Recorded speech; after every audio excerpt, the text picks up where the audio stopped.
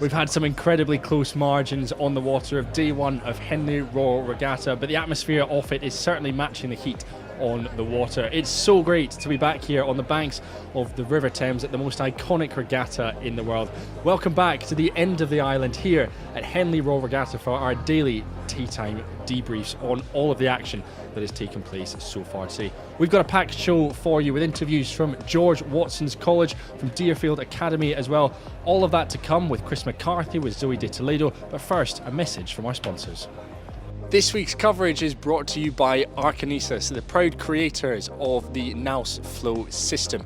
You may have seen some of their boats around the boat park and around the racing arena here at Henley Royal Regatta. That's because they're also the official data providers of British rowing. Coaches love the Arkansas system. You get live 500 metre splits, you get cadence and all sorts of bits live fed to coaches from the water, and it makes debriefing after a session incredibly efficient and provides you with so many analytics to take forward into future training.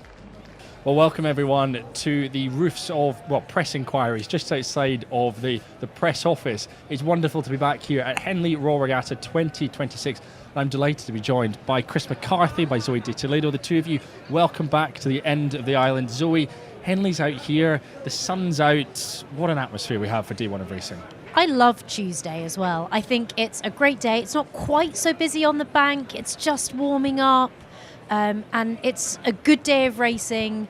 Everyone's excited to be here because it's the first day. It's a good day to be here. Especially, and Chris, you've been at Henley Women's, you've been at Lucerne, you're now back. They've built the entire regatta in the time that you've been away. What's it like to be back? Well, I'm just grateful that it's not as warm as it was at Henley Women's or at Lucerne. We've had a bit of a break from that pretty overbearing heat. It is going to get hotter towards the end of the week. But I think, as Zoe said, I do really like Tuesday.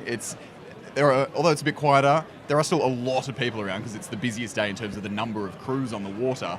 And for some people, it's the only chance they're going to get to race, and they know that coming in. And so it's just a bit of a lighter vibe around the place. Yeah. And so you've already been on commentary today, haven't you? Yes. How was first day of racing?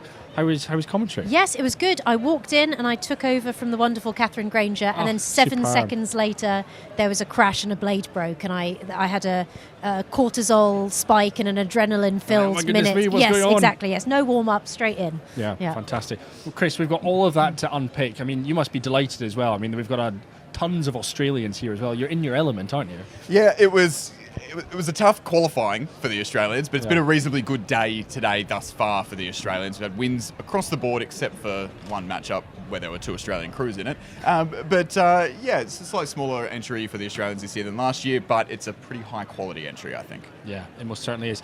Well, today we've got a lot of our junior crews racing today. We've got some of the club events racing in action as well, the Thames and the YFO. But Zoe, let's start on the junior men's side of things. First of all, we'll lead into the fall, but the Princess Elizabeth Challenge Cup gathers so much attention every single year. It's so important that Tom Morgan feels the need to write the preview himself on JRN. But all of the big hitters have been in action. What stood out to you from the PE this morning? So I think the crew that stood out to me, perhaps as a surprise, was Windsor Boys School. Not usually their discipline. They've moved from sculling into sweep, and they rode really well. And they dispatched Los Gatos by, I think it was a third of a length. So it was a tight race, but they did it with style. So I'm really looking forward to seeing how they progress in the racing. Yeah, it's been a tough day for Los Gatos. We'll come on to their racing in the quads. But I think, Zoe, for Windsor Boys to be bang on favourites for, debatable, but I have them as bang on favourites for the Foley Challenge Cup. For them to now be winning rounds in the Princess Elizabeth Challenge Cup, that's incredible, isn't it? Yeah, and it's we're seeing it on the junior men's side and the junior women's side. Headington had their B crew in the women's quads, and they had a great race against Shiplake, who also another B crew, but really dominating performances in eights and quads is extremely impressive for a program that is producing both. Yeah. And Chris, plenty of Australian interest in the PE as well. What have you made of the day's action from down under? Yeah, 2 crews of the PE, Sydney University Boat Club and Canned. I got to ride on the launch for Canned. They had What does Canned stand for? Canned stands for Kelly Armitage and I can't remember the other guy's name, but it's the two people that founded the club, Okay, essentially. It's an acronym, but it's not pronounced KAND, it's pronounced Canned, unlike how it was in the draw here on this balcony a couple of days ago. Canned had a good race. I think they looked pretty good after a difficult qualifying where they had a little bit of a close call with a fixture in the water and broke a rigger. Hasn't knocked the confidence of their cocks, though, who steered an incredibly straight line, but just like about an inch from the booms on the buck station the entire way down the course. And I was sitting next to their coach going, how you feeling? He's like, man, I don't know where the confidence is coming from with this kid, but it was a good line and they look good. Tougher competition for them tomorrow up against Paul's. Yep. Sydney Uni, I thought looked really good as well. They drew Winchester, but I'm blanking here. I didn't have it on my notes, but they're up against Shrewsbury tomorrow. Specifically, Ed Evans' brother. Ed Evans' brother behind the camera. Yeah. His brother's not behind the camera. Ed's behind the camera. His brother's away resting up hard. Yes, exactly. They did the exact same time to the barrier and to the Foley. So I would say that Sydney Uni maybe had a bit more in the tank there. They did bring it right down at the end. They were cruising. But, two very exciting combinations. Really excited to see how they go. Can you please explain to me what Sydney University are doing in the junior men's eights event? Yes. And if this doesn't make sense, I did write an article which I hope makes sense, but I've had this question so many times already the last couple of days. There's no restriction on a university racing in the junior events. The restriction comes in that in the UK, once you leave school and go to university, you are too old to race in the junior events. But in Australia, you graduate school the year that you turn 18. So most people have got another year to race the junior events. Especially they brought the cutoff back a little bit, so you can actually be a little bit older in the junior events by a couple of months this year than last year. And that's opened it up to a couple of people. So Sydney Uni, there's a couple of guys who are still at school, who've been a member of that club for a while. And then there's, I think, 5 or 6 of them have been a member of Sydney Uni for a year or so and have left school. Just levels the playing field a little bit. So it's acting as a club crew with some uni freshmen, essentially, and some schoolboys. Yeah, exactly. The universities in Australia are clubs. They're not sole student entities. see. Yep. I see. Thank you. It's a little bit like Oxford Brookes and how that can operate as... Exactly. Fantastic. Very good. Thank you very much, Chris. And as you said, you can check out your piece on JRN. We've also had the first rounds of the Foley Challenge Cup. Plenty of racing. Ridley from Canada and Norwich School went right to the finish line. That was incredible, but I think in particular, one that I'm very excited about, so I've got my blazer on and everything, George Watson's College. We called it from the outset, but Chris, that was an incredible showdown between George Watson's and Los Gatos. It was an absolute cracker. We'll hear from them in a little bit, but it was close the entire way down the course, and I think coming up against a fairly highly rated overseas crew, shows a bit of guts, a bit of ticker from the George Watson's boys, which I'm sure you were very, very chuffed to see. Do you know what I was? Because it's not often we get George Watson's crew racing, let alone pre-qualifying for Henley Royal Regatta. So absolutely delighted with that. And that seems like the perfect opportunity to throw down to the interview that Chris did earlier on with them. They caught up with the George Watson's crew after they beat Los Gatos A from the United States of America. Run us through the race. There was an absolute cracker. Yeah, so we knew they'd be fast off the start, so we didn't really let that get to us. They were ahead of us coming out of the island. Started to push back through a bit in the middle. Had a bit of a wobbly one with the blades in the middle, but we knew the final 400 or 500 metres we could push back and get them in the end, and we did just that. So the race plan was executed and it worked, so happy with it.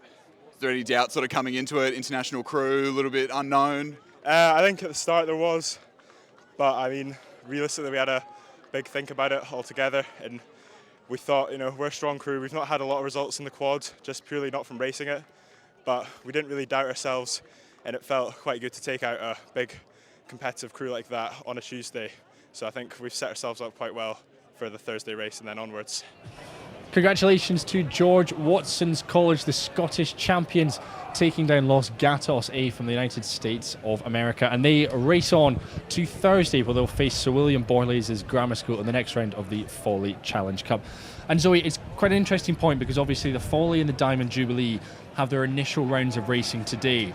How would you be feeling if you're one of these crews who get to skip, they get a bye in the first round, watching on to all of the racing that we've had on day one? It's a bit of a mixed experience, I think, because yes, it's nice to have a rest day and to have one fewer race in your legs, but there's also the opportunity to get out there, try things out, work out how your crew responds under the pressure of live fire, how it feels when the crowds are here, especially if you've not raced at Henley Royal before. So I think personally, I'd probably I think in the ideal world, you have a sort of a relatively comfortable race on the first day, so you can get out there, stretch your legs, but it's not too much of a physical stretch. And then, you get into the next day kind of having blown the cobwebs out a little bit. It's also, they have a day off, the whole event in those junior quads has the day off tomorrow. So if you've got the bye in the DJ, you don't start the regatta till Thursday. It's a lot of time to be watching all your competition and be, a lot of nervous energy building up, Yeah, it most certainly is.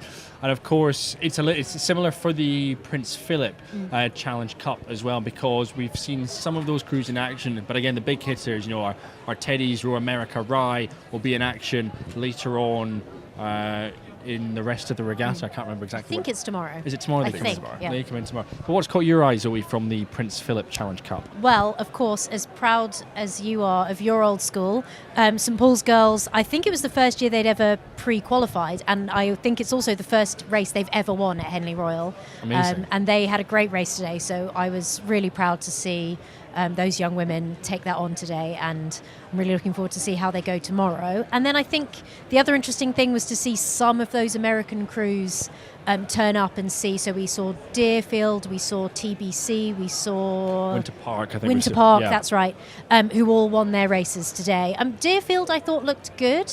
So it'll be interesting to see how we get on when, Teddy's, Headington, Romeo Rye, all those guys appear tomorrow. Yeah, it'd be fascinating. Chris, was there anything from the Prince Philip that caught your eye today? Nothing too significant. I think, as you said, we're waiting on those big hitters with the buys. I think it's going to be an event that gets really interesting towards the weekend, but at the moment, just a steady build into the regatta for the PP, I reckon. Yeah, no big headlines, no big dramatic moments like we had in the Y-Fold Challenge Cup, which we'll come on to in a few minutes' time. But this seems like the perfect opportunity to head back down to the boat tents, because Poppy Baines caught up with Deerfield Academy following their win in the Prince Philip Challenge Cup.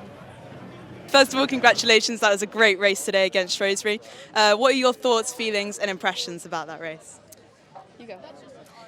I guess to start off, we've prepared a lot for this race, and I think that we came off just trusting the boat a lot, and I think that what we wanted to do today was just really put down a good race and feel great doing it, and I think that I'm just proud that we stayed confident throughout the entire course. Yeah, our goal for this race was just to have as much fun as possible, and I think we succeeded in that, so that was enjoyable. We're pumped to race whoever we race next. Yeah. And there's just so much love in this boat, and that'll carry on. Obviously, every day is earned, and the next day isn't guaranteed. So we row each day like it's our last here, and there's so much that has been put into this boat this season. So yeah, it'll definitely carry over. Congratulations to the girls of Deerfield Academy, and of course congratulations to their boys as well, who beat Dulwich College in their first round of the Princess Elizabeth Challenge Cup. Now though, we mentioned we were going to talk about some of the club racing, and Zoe, as you mentioned, you're actually on commentary for our first collision with the booms that we've had already in this event. Talk us through that from your perspective. Well, I would say the Y-Fold increasingly makes me extremely anxious. Every time I have to watch one of the races, I feel nervous. And I genuinely don't understand how these athletes manage, having to race there flat out and steer, and hold it all together, do the calls. It's incredible. But yes, the Norwegian crew today, unfortunately, came a cropper of the very first post. Yes. And their blade just pretty much snapped in half and then hit their three-man in the head. And they were fine, but obviously really frustrating way to start and end your regatta so quickly. Yeah, they will have been gutted with that, but Chris, you'll have been chuffed to bits. Yeah, I'm sure the Sydney boys would have been pretty happy with that. It's as I said, unfortunate for the Norwegian crew that because they were rigged as a bucket as well, they couldn't row it down as a pair or anything, and it was a DNF or an NRO, as I believe it is. That Sydney crew, 3 Brits actually, who came back here a couple months ago, and then James Fredrickson in the bow, had to go through qualifiers. They'll be chuffed. They'll be happy to have a pretty cruisy race because they're up against London tomorrow. And that'll be certainly much tougher. You would think London probably won't hit the booms, but who knows? but yeah. You've cursed them now. But yeah, and then that was Sydney's B crew. Their A crew as well had a fairly cruisy race, and they'll go up against that Minerva crew that we just mentioned before. Well, speaking of Minerva, We mentioned when we were off air, sorry. Yeah, you're getting ahead of yourself. Minerva were sensational today, weren't they? What a performance to come out on top of the Americans. Yeah, 1 foot. 1 foot. 1 foot. I mean, a race like that on the Tuesday of Henley Royal is incredible, and I think for a small club like Minerva Bath, it's a huge achievement, and I'm sure, I hope, will give them huge confidence going into their next race. Yeah, it most certainly will. 1 foot, it was a club that gave us Helen Glover. It's given us Josh Knight as well. So many athletes coming out of that part of the world. But Chris, I suppose more broadly across the club's scene that we've had today, who's caught your eye? Do you want me to just talk about the Australians? Go on, let's then. do Why a not? bit of a run through of the Aussies. The other interesting mercantile race was the other interesting Wyfold race was Mercantile up against Swan River. Yes. First time in 15 years that two Australian crews have drawn each other. It happened in single scull in 2018, I think, the Princess Royal, but they were a national team adjacent sort of scullers. That's boring. First time in 15 years. It's Forley 2011, and it happened twice. And draw each other. Happened twice. Wow. The winner went on to face another Australian crew. Yeah. They weren't super stoked about it, but I spoke to Jordan Roberts in the Mercantile crew earlier on the week. He said, well, if you want to win, you've got to beat the best, so you've got to beat everyone. And they did win. Swan River didn't make it easy for them. Swan River also didn't have the best steering in the race. Didn't make it easy for themselves. That was probably one of the closer races that we had, apart from the Minerva race, in the Wyfold today. They'll go on to probably race Quinton Boat Club. It hasn't happened yet, but that's the crew of all ex-US college guys. It's a really exciting Quinton Yeah, boat. I'm going to be on commentary for it. I'm really excited for it. They've, on paper, their CVs are fantastic, and they've done great stuff. Whether or not they're still at that fitness level is another question, a little bit like the Peterhouse crew that's racing in the ladies' plate later on this year. You talked about Australians racing each other. St Andrew Boat Club A racing St Andrew Boat Club B, the Wyfold Challenge Cup. But the exciting thing is that St Andrew Boat Club will have a crew in the next round of the Wyfold Challenge Cup as well. But Zoe, at this point, it's probably quite good to look ahead to what we've got coming up tomorrow. All the students are coming into the mix as well. What's going to excite you, do you think, on tomorrow's roster? So the student event starting is always going to make for good viewing. I think a particular shout out would be in the Temple 5 Brooks 8s, which is certainly a Brooks record, but I wonder if that's a event record as well. And Morgan Bainham-Williams has done a fantastic job over there to get those crews ready and in, and they had to qualify from the B crew downwards, so those crews have put in the work to get here. So I'm really excited to see those guys all start racing and see all the rest of the students get going as well. It should be exciting across everything, across the island, the Temple, the PA. What are you looking forward to, Chris? I'm really excited for the PA. Yes, there's an Australian crew in there. I don't need to just talk about them. But it's a massive entry this year, similar to how it was last year. And there's a few crew, like the Temple as well. There's a few crews who can win it on their day. Really excited they're not racing tomorrow, but the Harvard lightweight crew, so the lightweights in the Temple last year, are now in the Cox 4. How does that sort of go? Everyone's got pretty good PA. I know you love that event. Love it. That's why I wrote 4,000 words previewing that event. And pretty much everyone but Newcastle, right? It's in with a shot. Yeah.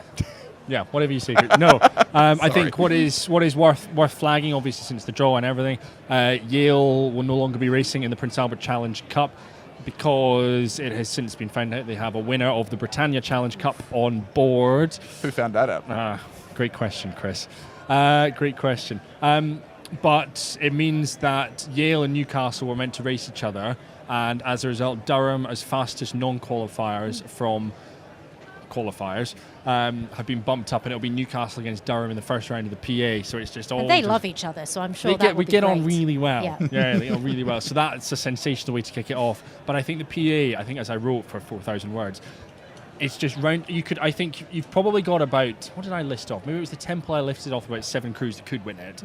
But I think the PA, you've got probably about 10 crews who are good enough to be in the final 8, and about 6 or 7 crews who are good enough to be in the final 4. So it's set to be fantastic. I haven't even mentioned the island either, which is, It's just dripping with talent all over the board, and I think should be just another brilliant round of racing to look forward to. So yeah, all of that still to come. Those two are my hardest fantasy Henley picks, the Island and the Temple. Yeah. I have no idea. I'm just clueless. I don't know if it's tight or not. Yeah, but you pick someone. I picked someone. You pick someone. Fantastic. Well, we can see over our shoulders who we've got boating. We've got Wallingford Rowing Club boating. We've just seen Enniskillen boating. The two of them will be facing off in the Prince Philip Challenge Cup later on today. Who have we got? We've got Thames as well. They're waiting to get out onto the water, and everything is just bubbling away nicely as tea break is coming to an end. Thank you so much, everyone, for tuning in for our first of our daily episodes of the End of the Island podcast live from Henley Royal Regatta 2026. Huge thank you to Zoe, to Chris for joining me, and we'll see you next time at the End of the Island.